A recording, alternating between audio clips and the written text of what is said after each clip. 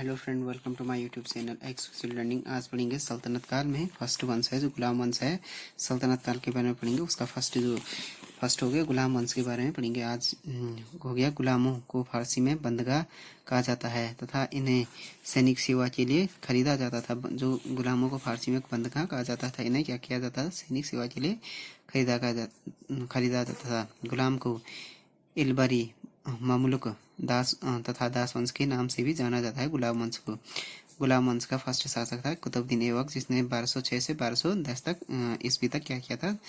शासन किया था। गुलाम वंश की स्थापना 1206 में कुतुबुद्दीन ऐबक ने की थी। जो गुलाम वंश था उसका संस्थापक कुतुबुद्दीन ऐबक था, जिसने 1206 में की थी। कुतुबुद्दीन ऐबक ने अपनी राजधानी लाहौर में बनाई थी। कुतुब मीनार जो था उसकी नींव भी कुतुबुद्दीन ऐबक ने डाली थी। अपने सेना नायक कैमाज रूमी की सहायता से कुतुबुद्दीन ऐबक ने बंगाल को अपने अधीन किया था तथा अली मर्दन को वहां का सूबेदार नियुक्त किया था। अपने सेना नायक कुतुबुद्दीन ऐबक ने क्या था? अपने सेना नायक कैमाज रूमी की सहायता से कुतुबुद्दीन ऐबक ने क्या था? बंगाल को क्या किया था? अपने अधीन किया था। कुतुबुद्दीन ऐबक ने अपने सेना नायक कैमाज रूमी की सहायता से तथा अली मर्दन को वहां का सूबेदार नियुक्त किया था। कुतुबुद्दीन ऐबक ने दिल्ली का कुबुल उल इस्लाम मस्जिद व अजमेर में उसने 2.5 दिन का झोपड़ा निर्मित किया था। कुतुबुद्दीन ऐबक ने अपनी उदारता के कारण कुतुबुद्दीन ऐबक को लाख बख्श भी कहा जाता था। प्राचीन नालंदा विश्वविद्यालय को ध्वस्त करने वाला कुतुबुद्दीन ऐबक का सेनापति बख्तियार खिलजी था। जो प्राचीन जो नालंदा विश्वविद्यालय था उसको खत्म इसी ने किया था, बख्तियार खिलजी ने, जो कि कुतुबुद्दीन ऐबक का सहायक सेनापति था। 1210 में क्या हुआ? चौगान खिलते हुए उसकी मृत्यु हो गई। कुतुबुद्दीन ऐबक का मकबरा लाहौर में स्थित है। जो कुतुब मीनार है, कुतुब मीनार को जो बनाया था, इसका निर्माण कार्य प्रारंभ किया था कुतुबुद्दीन ऐबक ने, जबकि इल्तुतमिश ने इसे कुतुब मीनार का काम पूरा किया था। जो ये था कुतुब मीनार को बनाया था कुतुब बख्तियार काकी की स्मृति में बनाया था, जो कि सूफी संत थे। कुतुब बख्तियार काकी की स्मृति में बनाया था, जो कि सूफी संत थे। उसकी स्मृति में ये कुतुब मीनार को बनाया गया था। दूसरा शासक हो गया इल्तुतमिश गुलाम वंश का। कुतुबुद्दीन ऐबक के बाद जो महत्वपूर्ण शासक हैं उसके बाद हो गया इल्तुतमिश। कुतुबुद्दीन ऐबक के बाद आराम शाह दिल्ली का शासक बना। इल्तुतमिश ने उसे अपदस्थ करके सिंहासन पर अधिकार कर दिया। इल्तुतमिश क्या था? तुर्की का इलबरी तुर्क था, जो क्या था? कुतुबुद्दीन ऐबक का गुलाम हुआ दामाद था। ऐबक की मृत्यु के समय वह क्या था? बधाई का गवर्नर था। इल्तुतमिश ने 40 तुर्क सरदारों का एक दल तुर्कान चेहलगानी या चालीसा बनाया था। उसके इल्तुतमिश के शासनकाल में मंगोल शासक चंगेज खान ने पश्चिमी उत्तर भारत पर आक्रमण किया था। जो इल्तुतमिश था, इसके शासनकाल में क्या हुआ? मंगोल शासक जो चंगेज खान था वो पश्चिमी उत्तर भारत पर आक्रमण किया था चंगेज खान ने। इल्तुतमिश ने लाहौर से राजधानी को स्थानांतरित करके दिल्ली लाया था। इसने हौज ए सुल्तानी का निर्माण दिल्ली ए कुन्हा के निकट करवाया था। इल्तुतमिश ने चंगेज खान से बचने के लिए ख्वारिज्म के सम्राट जलालुद्दीन को इल्तुतमिश ने अपने यहाँ शरण नहीं दी थी। चंगेज खान से बचने के लिए जो ख्वारिज्म का सम्राट जलालुद्दीन ने इल्तुतमिश से शरण मांगी, मगर उसने शरण नहीं दी थी इल्तुतमिश पहला शासक था जिसने 1229 में बगदाद के खलीफा से सुल्तान फतह की वैधानिक स्वीकृति प्राप्त की थी। इल्तुतमिश ने कुतुब मीनार का निर्माण पूरा करवाया था। इल्तुतमिश ने एकता व्यवस्था लागू की। जीतल तथा टका नामक सिक्के चलाए। इल्तुतमिश ने क्या किया था? एकता व्यवस्था लागू की थी और इसने क्या था? जीतल तथा टका नामक सिक्के चलाए थे। जीतल तांबे और जबकि टका चांदी का था। इल्तुतमिश की मृत्यु हुई थी अप्रैल 1236 को हो गई थी। इसके बाद है रजिया सुल्तान। इल्तुतमिश के बाद उसका पुत्र रुकनुद्दीन फिरोज गद्दी पर बैठा हुआ एक अयोग्य शासक था। इसके अल्पकालीन शासन पर उसकी माँ तुर्कान क्या था? गद्दी पर छाई रही, मतलब उसका प्रभाव था शासन में। बाद में तुर्की के अमीरों ने क्या किया? रुकनुद्दीन फिरोज को हटाकर रजिया को सुल्तान बनाया था। रजिया बेगम क्या था? प्रथम मुस्लिम महिला थी जो शासन की बागडोर संभाली थी। रजिया बेगम प्रथम मुस्लिम महिला थी जिसने शासन की बागडोर संभाली थी। रजिया ने क्या किया? रजिया बेगम या रजिया सुल्तान ने प्रथा को त्याग कर पुरुषों की तरह चौगा, काबा एवं कुल्हा टोपी पहनकर राज दरबार में खुले मुंह से जाने लगी। रजिया बेगम ने जलालुद्दीन याकूत को अमीर आखुर या असोसाला का प्रधान नियुक्त किया था। रजिया बेगम ने जमालुद्दीन याकूत को भटिंडा के सूबेदार अल्तुनिया से रजिया ने क्या किया था? विवाह किया था।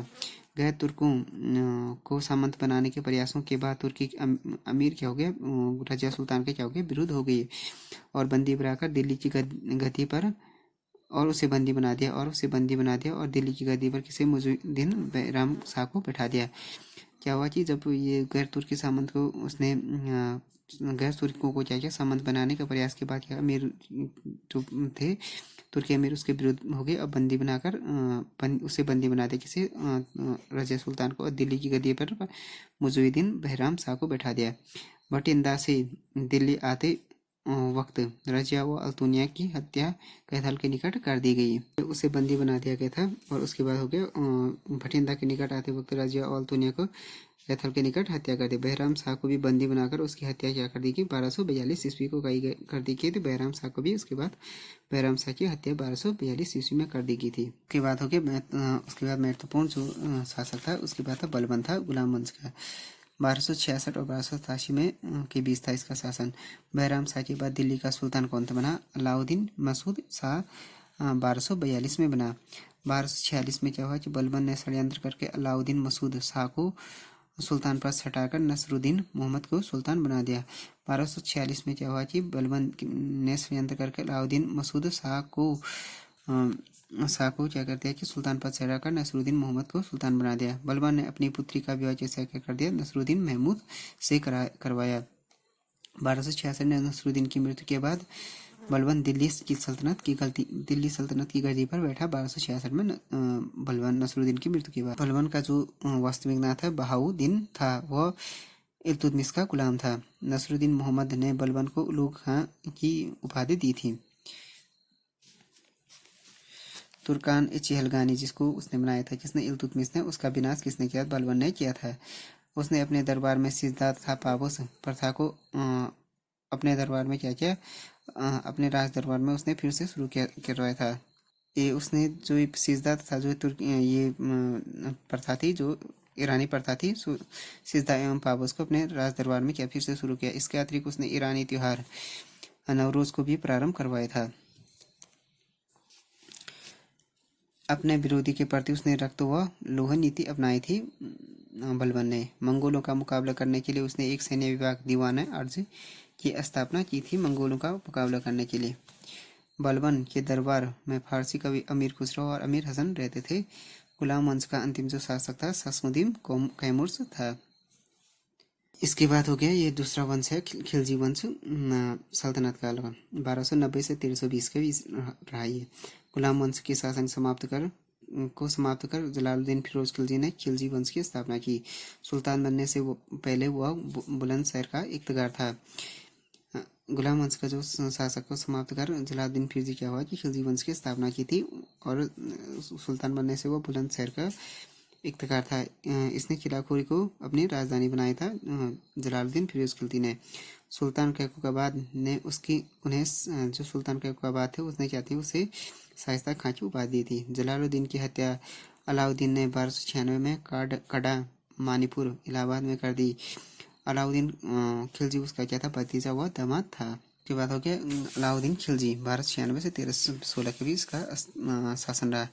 अलाउद्दीन खिलजी 1296 से 1326 तक शासन किया। यह है 1213 से अलाउद्दीन खिलजी ने 1296 से 1316 तक उसने शासन किया था। 1326 नहीं है, 1316 तक उसने शासन किया था अलाउद्दीन खिलजी ने। उसके सिखों पर स्वयं का नाम द्वितीय सिकंदर या सिकंदर सानी के रूप में उत्कीर्ण किया था। उसने सिखों पर जो नाम किया था उसने द्वितीय सिकंदर या सिकंदर सानी के रूप में उत्कीर्ण किया था। अलाउद्दीन के बचपन का नाम था अली और गुरु सास्प था। अलाउद्दीन ने अस्थायी सेना को नगद देने की नींव रखी थी। जो अलाउद्दीन था उसने अस्थायी सेना रखी और सेना को क्या नगद देने की नींव रखी थी। घोड़ा दागने व सैनिकों का हुलिया रखने की प्रथा की शुरुआत भी अलाउद्दीन खिलजी ने की थी। अलाउद्दीन खिलजी ने यामनी उल खिलाफत नासिर अमीर मुमलिक की उपाधि धारण की थी। अलाउद्दीन खिलजी ने यह हमनी उल खिलाफा नासिर अमीर मुमकिन की उपाधि ग्रहण, ये मुमनिन है, मुमनिन की उपाधि धारण की थी उसने। इसने खस्म लूट का जो हिस्सा था, यह लूट का धन में सुल्तान का हिस्सा क्या कर दिया, 1/4 के स्थान पर 3/4 कर दिया था। दक्षिण भारत की विजय के लिए इसने मलिक काफूर को भेजा था। दक्षिण भारत की विजय के लिए इसने किसने, अलाउद्दीन खिलजी ने मलिक काफूर को भेजा था। जमियत खाना मस्जिद, सीरी का किला, अलायद दरवाजा तथा हजार खंबा महल का निर्माण अलाउद्दीन खिलजी ने करवाया था। अलाउद्दीन खिलजी ने अपनी बाजार नियंत्रण प्रणाली के लिए जाना जाता था। उसने निम्न पदों पर बाजार नियंत्रण किए। फर्स्ट हो गया दीवाने रियासत, यह व्यापारियों पर नियंत्रण रखता था, यह बाजार नियंत्रण की पूरी व्यवस्था का संचालन करता था। दूसरी हो गया साइना ए मंडी, प्रत्येक बाजार में बाजार का अधीक्षण। तीसरा हो गया बरीद, बाजार के अंदर घूमकर बाजार का निरीक्षण करता था। गुप्तचर, गुप्त सूचना का प्राप्त करना। जियाउद्दीन बरनी की कीर्ति, तारीख फिरोजशाही में अलाउद्दीन खिलजी की आर्थिक नीति की जानकारी मिलती है। जियाउद्दीन बरनी की जो कीर्ति थी तारीख फिरोजशाही, इसमें अलाउद्दीन खिलजी की आर्थिक नीति की जानकारी मिलती थी। विधि व्यवस्था को अधिक प्रभावी बनाने के लिए अलाउद्दीन खिलजी ने दीवानी मुस्तकराज की स्थापना की। भू व्यवस्था को अधिक प्रभावी बनाने के लिए अलाउद्दीन खिलजी ने दीवाने मुस्तकराज की स्थापना की थी। उसने 2 नए कर, गढ़ी कर, घरों पर लगाए जाने वाला, चराई कर दुधारू पशुओं पर लगाया जाता था। ये 2 कर बनाए थे। एक तो गढ़ी कर जो कि घरों पर लगाया जाता, चराई कर दुधारू पशुओं पर लगाया जाता था। मूल्य नियंत्रण को सफल बनाने के लिए मुहतसिब, सेंसर तथा नाजिर नाबतूब अलकारी की महत्वपूर्ण भूमिका थी इसके समय में। साइना ए मंडी, यह खाद्यान्नों को बिक्री हेतु लाया जाता था। साइना मंडी में अलाउद्दीन खिलजी के टाइम में। सराय अदल में यहाँ वस्त्र, शक्कर, मेवा आदि बिकने के लिए लाया जाता था। अलाउद्दीन द्वारा नियुक्त परवाना नवीस नामक अधिकारी वस्तुओं की परमिट जारी करता था। अलाउद्दीन ने मलिक याकूब को दीवाने रियासत नियुक्त किया था। अलाउद्दीन ने सर्वप्रथम मिल्क इनाम एवं वक्फ के अंतर्गत दी गई भूमि को वापस लेकर खालसा भूमि में बदल दिया उसने। अलाउद्दीन खिलजी की मृत्यु हुई थी जनवरी 1316 में हुई थी।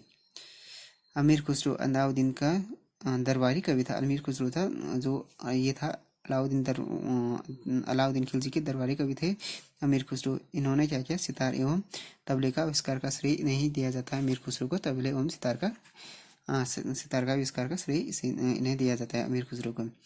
कुतुबुद्दीन मुबारक खिलजी 1316 में दिल्ली के सिंहासन पर बैठा। इसे नग्न स्त्री व पुरुषों का संगत पसंद थी कुतुबुद्दीन मुबारक खिलजी को। मुबारक खां ने खलीफा की उपाधि धारण की थी मुबारक खिलजी ने। मुबारक खिलजी के वजीर ने अप्रैल 1320 ईस्वी को उसकी हत्या कर दी और स्वयं दिल्ली के सिंहासन पर बैठ गया। जो मुबारक खिलजी के वजीर ने क्या किया, उसकी हत्या कर दी थी, किसकी, मुबारक खिलजी की।